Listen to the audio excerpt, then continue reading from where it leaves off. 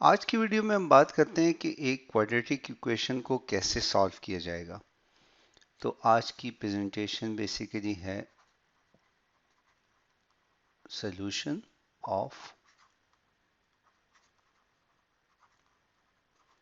Quadratic equation के बारे में।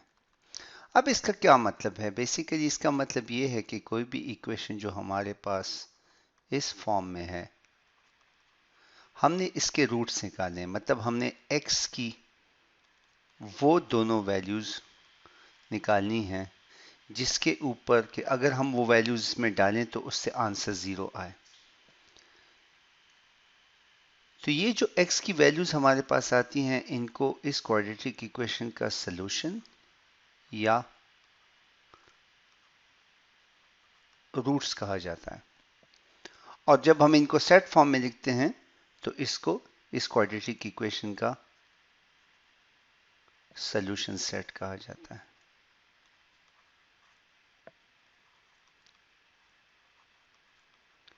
मैं एक एग्जांपल देके के आपको समझाता हूं कि सपोज करें कि हमारे पास एक क्वाड्रेटिक इक्वेशन है x² - 9 इज इक्वल टू 0। अब अगर हम इसको सॉल्व करें तो इसका मतलब यह है कि x² इज इक्वल टू 9, जिसका मतलब ये है कि x इज इक्वल टू 9 का रूट, जिसका मतलब है कि x is equal two plus minus 3। मतलब ये कि x की वैल्यू +3 और -3 है। अगर इसको मैं सेट फॉर्म में लिख दूं तो ये हमारे पास एक सोल्यूशन सेट कहलाएगा इस इक्वेशन का। अब +3 -3 का क्या मतलब है? ये वो टर्म्स हैं जो अगर मैं इस इक्वेशन में सब्स्टिट्यूट करूं, इस इक्वेशन में अगर मैं इसकी वैल्यू पुट करूं तो मेरे पास आंसर 0 आना चाहिए। तो चलिए ट्राई करते हैं। पहले केस में हम x में +3 की वैल्यू डालते हैं। तो जब मैं +3 को x की जगह डालता हूं तो square minus 9 is equal to 0, जो बराबर है 9 - 9 इज इक्वल टू 0। तो ये तो रूट बनती है। अब हम इस -3 को सब्स्टिट्यूट करते हैं, x² - 9 इज इक्वल टू 0। अगर मैं इसमें -3 को डाल दूं तो भी हमारे पास आंसर 9 - 9 इज इक्वल टू 0। तो मतलब ये कि ये भी इसकी एक रूट है। तो रूट का मतलब ये होगा कि वो वैल्यू जो उस इक्वेशन में सब्स्टिट्यूट की जाए तो वो अपने लेफ्ट हैंड साइड और राइट हैंड साइड उस पे आपस में बराबर हो जाएं। अब क्वाड्रेटिक इक्वेशन को सॉल्व करने के कई तरीके हैं, ठीक है। हमारे पास एक तरीका है फैक्टराइजेशन का, दूसरा तरीका है कंप्लीटिंग द स्क्वायर का, और तीसरा तरीका हमारे पास है यूजिंग द क्वाड्रेटिक इक्वेशन। आज हम जिस मेथड की बात करेंगे वो है फैक्टराइजेशन मेथड। बाकी दो मेथड्स के बारे में इंशाल्लाह अगली वीडियोस में बात होगी। तो हम इस मेथड को लेते हैं।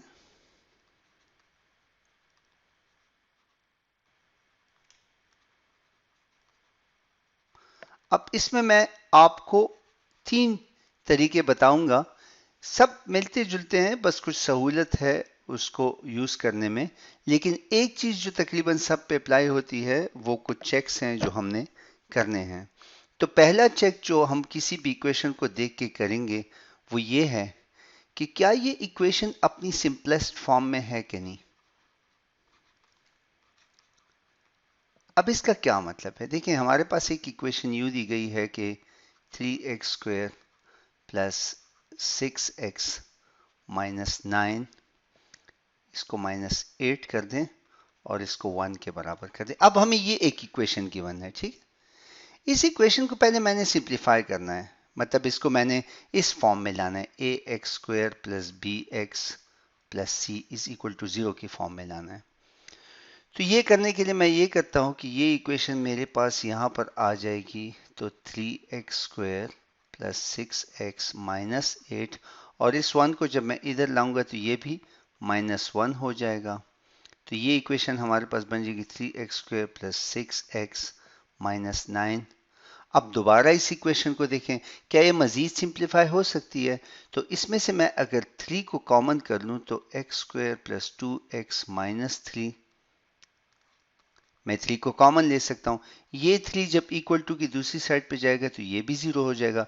तो मेरी इक्वेशन की असल में सिंपलेस्ट फॉर्म जो है वो ये है। और अगर मैं इसको कंपेयर करता हूं अपनी स्टैंडर्ड फॉर्म के साथ, तो अब ये मुझे कुछ क्वाड्रेटिक इक्वेशन की शक्ल में नजर आती। तो सबसे पहला स्टेप तो आपने किसी भी मेथड में ये करना है कि पहले आपने अपनी इक्वेशन को एक क्वाड्रेटिक इक्वेशन से मिलती जुलती शक्ल में लाना है। दूसरी बात जो आप चेक करेंगे वो ये है कि ये जो पहली टर्म है यहां पर क्या लिखा हुआ है। ठीक है, यहां पर अगर कुछ नहीं है तो इसका मतलब ये कि यहां पे 1 है। ठीक है, इस जगह को हमने चेक करना है कि यहां पे क्या है।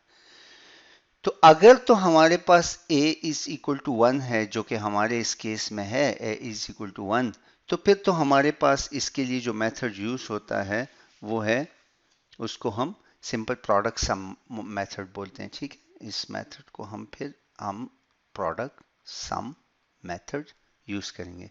मैं आपके सामने एक इसके ऊपर एक प्रॉब्लम सॉल्व करता हूं कि सपोज करें कि हमारे पास y बराबर है x² माइनस 2x माइनस 15 के।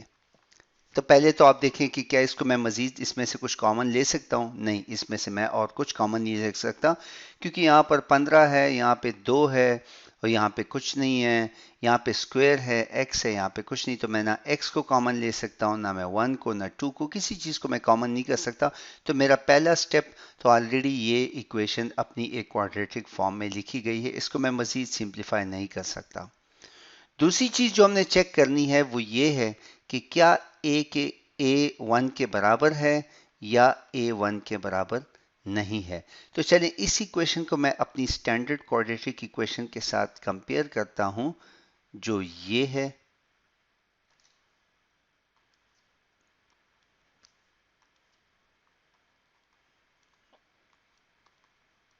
तो हमारे पास हम जब कंपेयर करते हैं तो हमें पता चलता है कि यहां पर हमारी a की वैल्यू 1 है, देखिए कुछ नहीं लिखा तो 1, b की वैल्यू -2 है और c की वैल्यू हमारे पास -15 है। तो हाँ, हम इस कंडीशन को सेटिस्फाई करते हैं। तो अगर हम इसको सेटिस्फाई करते हैं तो हमने प्रोडक्ट सम मेथड को यूज करना है। तो हम अपनी इक्वेशन को एक दफा फिर अपने सामने ले आते हैं, -2x minus 15 is equal to y। अब हमने इसके इस साइड के फैक्टर्स बनाने हैं। बेसिकली हमने क्या करना है कि हमने इस साइड के बेसिकली फैक्टर्स बनाने हैं। तो इसमें हमने ये देखना है कि -15 कि वो कौन से दो फैक्टर हैं जिनको जब हम मल्टीप्लाई करें तो हमारे पास आंसर -15 आए, लेकिन जब हम उनको ऐड करें तो हमारे पास आंसर ये आए -2। यानी कि जब मैं मल्टीप्लाई करता हूं तो ये टर्म, ठीक है, और जब मैं ऐड करूं तो ये टर्म मेरे पास आंसर आए।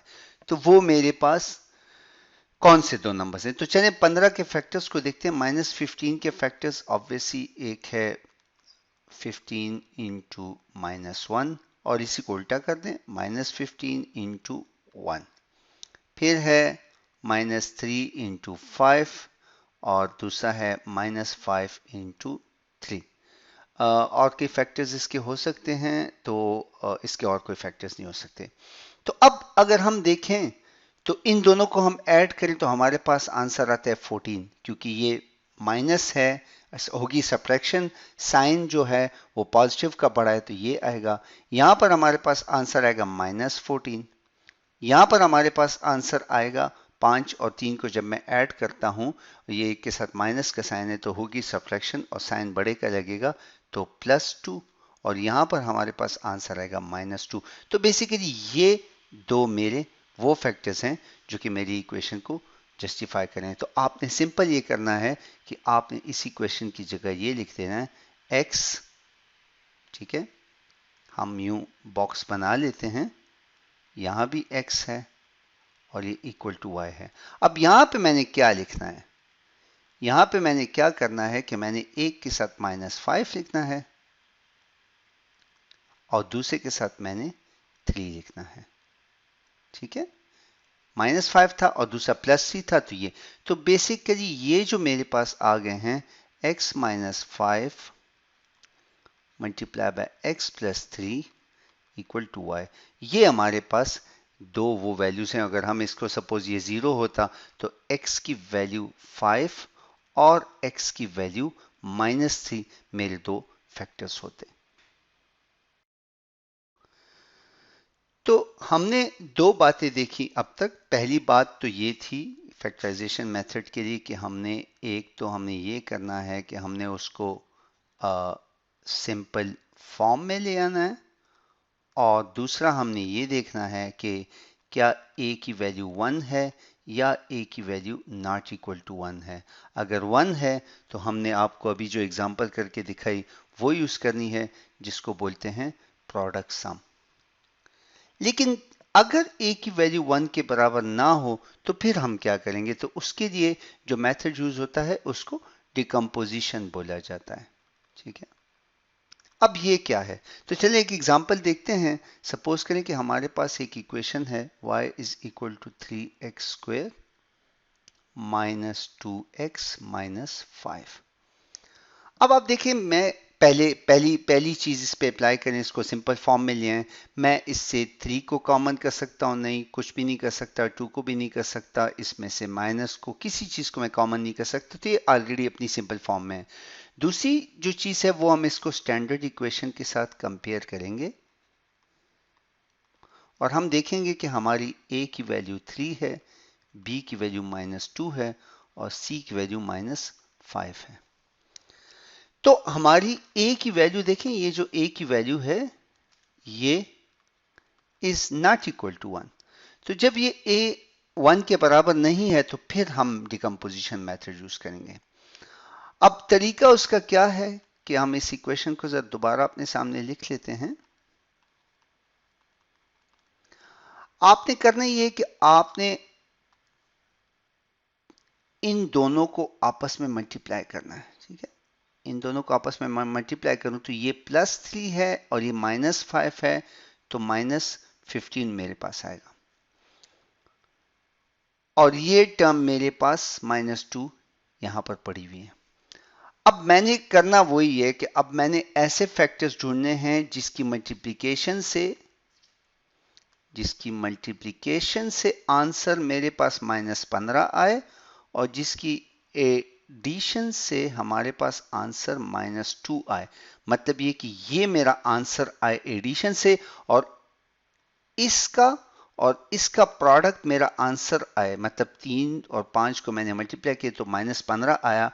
तो इसके ऐसे फैक्टर्स, तो अगर आप इसी एग्जांपल को देखें तो ऑलरेडी हमें पता है कि हमारे पास जो -5 और 3 का जो फैक्टर सेट था ये इस कंडीशन को पूरा करता है। मतलब अगर मैं इसको मल्टीप्लाई करता हूं -5 मल्टीप्लाई बाय 3 तो ये -15 आता है, और अगर मैं -5 + 3 करता हूं तो होगी सब्ट्रैक्शन।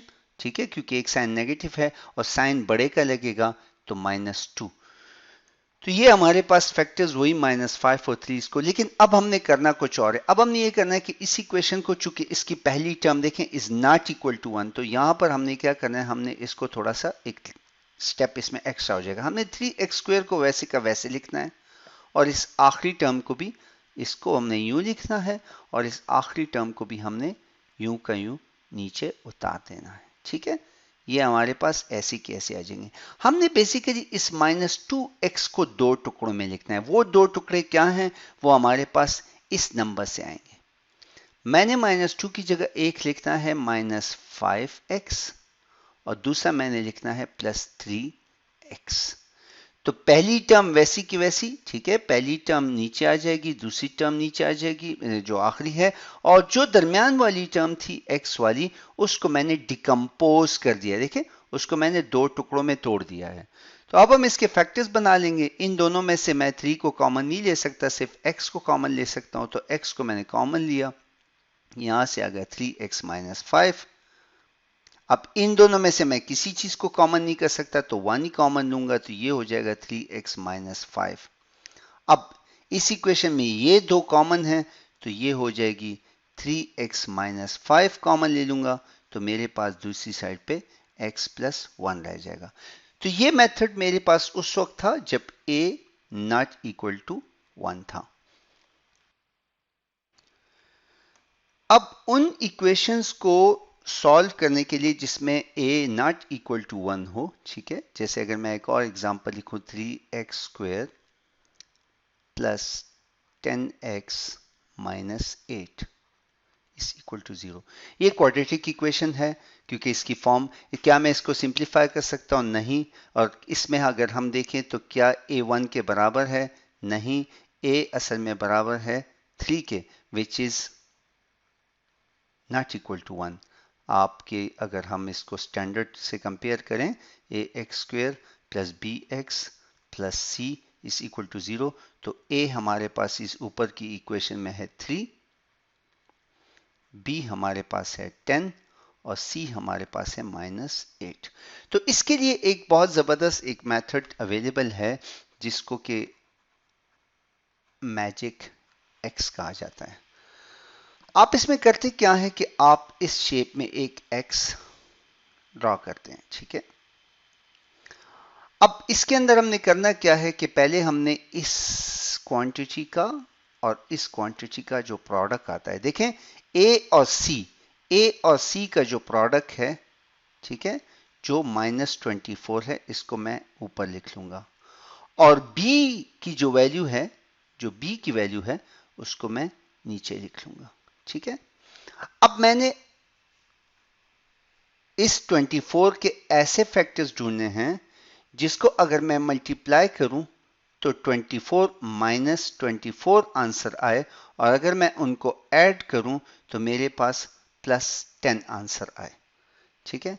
तो अगर हम देखें तो हमारे पास 24 के फैक्टर्स बेसिकली 24 इंटू 1 है, ठीक है, -24 है तो ये या -24 इंटू 1 या -1 इंटू 24, ठीक है।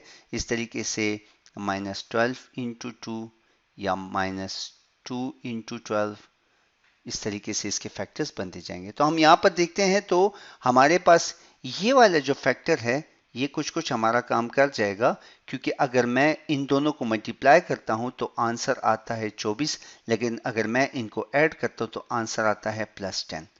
तो इन दो नंबर्स को मैं यहाँ पे लिख लूंगा।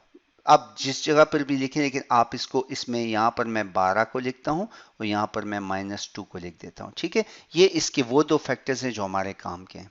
अब बहुत जरूरी स्टेप यहां पर यह है कि जो पहली टर्म थी, यहां पर जो टर्म लिखी हुई थी a के साथ, ठीक है, जो a वाली टर्म है, आप इस नंबर को उस पर डिवाइड कर दें, ठीक है, कर दिया आपने ये। अब इस चीज को थोड़ा सा सिंप्लीफाइड फॉर्म में लिख लें, तो अगर मैं इसको सिंप्लीफाई करता हूं तो मेरे पास ये है -24, ये है 10, ये बेसिकली हो जाएगा 4/1, और ये मजीद सिंप्लीफाई नहीं हो सकता, तो ये 2/3 हो गया।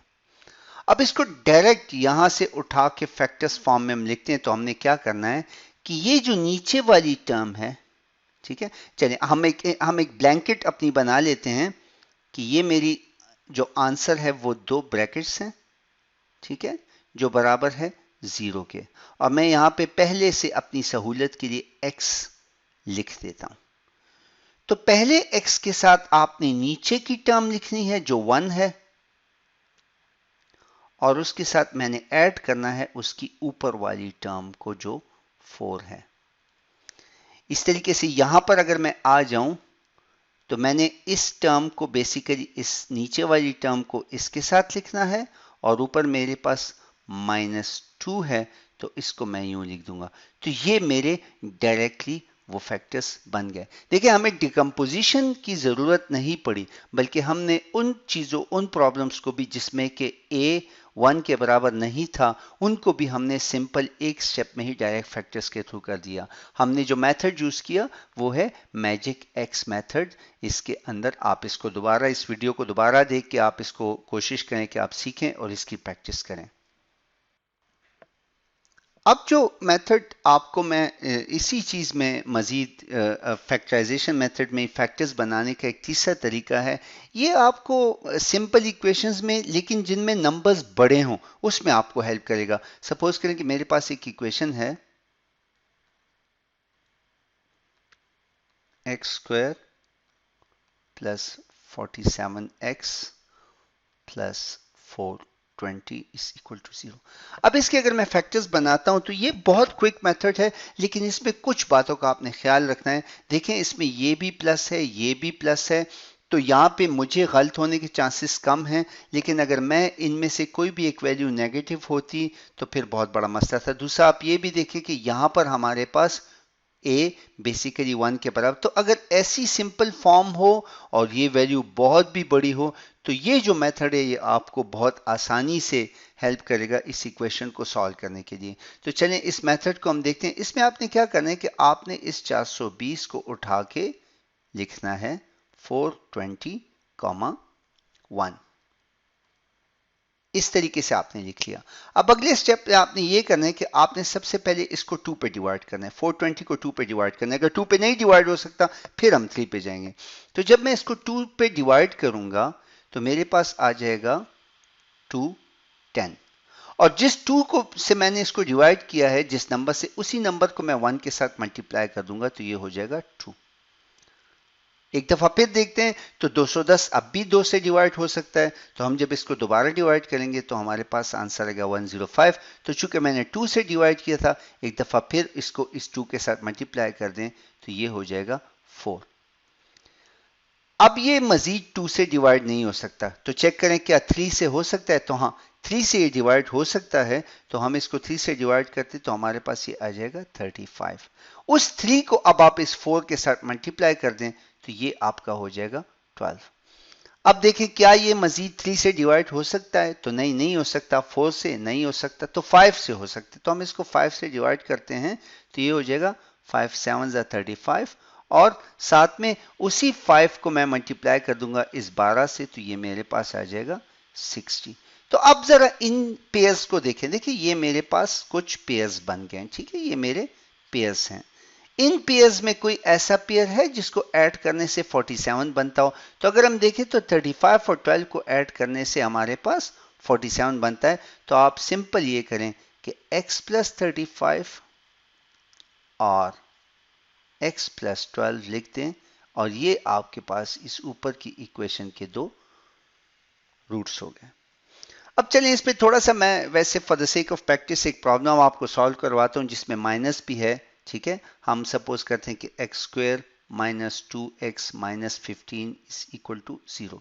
तो इसी मेथड पे अगर मैं देखूं तो ये मेरे पास माइनस 15 है, तो मैं ये करता हूं कि मैं माइनस 15 कॉमा 1 कर देता हूं, ठीक है। मतलब ये पहला स्टेप है। अब देखिए क्या ये 2 से डिवाइड हो सकता है? नहीं। क्या ये 3 से हो सकता है? हाँ हो सकता है। तो 3 5s आर 15, ठीक है, और उसी 3 को आप इस 1 के साथ मल्टीप्लाई कर दें तो यहां पर आ जाएगा 3, ठीक है, और ये माइनस समय था। तो अब आपने ये करना है कि बेसिकली जब आपने एक दफा, और दूसरा एक और सेट इसका ये भी हो सकता है कि क्या ये 5, अब 5 को मैं अगर 5 से डिवाइड कर दूं तो मेरे पास ये -1 आ जाएगा, और उसी 5 को मैं यहां से मल्टीप्लाई करूं तो ये 15 हो जाएगा। तो ये, तो इस किस्म के प्रॉब्लम में आप थोड़ा सा ये कर सकते हैं, चूंकि यहाँ पर नेगेटिव है, मैंने आपको पहले ही वार्न किया था कि आप नेगेटिव के प्रॉब्लम को ना करें, लेकिन अगर आपने करना ही है तो फिर आप ये कर लें कि आप इस सारी इक्वेशन को एक दफ़ा दोबारा से लिख दें, लेकिन अब आप इसको उल्टे में लिखें। मतलब इसको आप +15 कामा -1 लिख दें, ठीक है, 5 कामा -3 लिख दें, और 1 कामा -15 लिख दें। मैंने इस इक्वेशन में सारे पॉजिटिव साइंस को नेगेटिव और सारे नेगेटिव्स को पॉजिटिव्स बना दिया है। ये मेरे पास, अब ये मेरे पास 6 सेट्स ऑफ नंबर्स हैं, ठीक है। इन 6 सेट्स ऑफ नंबर्स को जरा चेक करें और देखिए कि वो कौन सा पेयर है जिसको ऐड करने से -2 आता है। तो वो हमारे पास ये वाला पेयर है, ठीक है। इसको मैं थोड़ा सा हाईलाइट कर देता हूं इसके साथ। ये वाला पेयर हमारे पास ऐसा है कि अगर आप देखें तो -5 + 2 हमारे +3 हमारे पास -2 आता है। तो हम डायरेक्टली इस टाइप की इक्वेशन के भी हम वो लिख सकते हैं कि हमारे पास x -5 और x + 3 इज इक्वल टू 0, ये हमारे दो रूट्स हो गए। तो थोड़ा सा आप देखें, जो यहाँ पर कोशिश की जा रही हुई है कि आपको मेथड्स सारे बता दिए जाएं। आपने बहुत कोशिश करनी है। मेरे ख्याल में जो मैजिक एक्स का तरीका है वो आपकी बहुत सिचुएशंस को सॉल्व करेगा। आप उसी पे फोकस करें, उसी पे एम्फिसाइज करें, लेकिन क्वाड्रेटिक इक्वेशन को कॉम्प्लिकेशन से बचाने के लिए आप ये कोशिश कीजिएगा कि आप पहले अपनी इक्वेशन को सिंप्लीफाई करें, उसको स्टैंडर्ड फॉर्म में लाएं, और जब वो स्टैंडर्ड फॉर्म में आ जाए तो तब उस पर कोशिश कीजिएगा क्वाड्रेटिक इक्वेशन का कोई भी फार्मूला लगाने का। अगर आप उसको स्टैंडर्ड फॉर्म में नहीं लाते तो आपको वैसी ही कॉम्प्लिकेशन होगी। एक छोटा सा प्रॉब्लम यहाँ पे मैं आपको और भी सॉल्व करवा देता हूँ कि वो कौन सी सिचुएशन है जब आपके पास सोल्यूशन एग्जिस्ट ही नहीं करेगा। तो चलें इस प्रॉब्लम को देखते हैं। हमारे पास एक इक्वेशन है y = half x²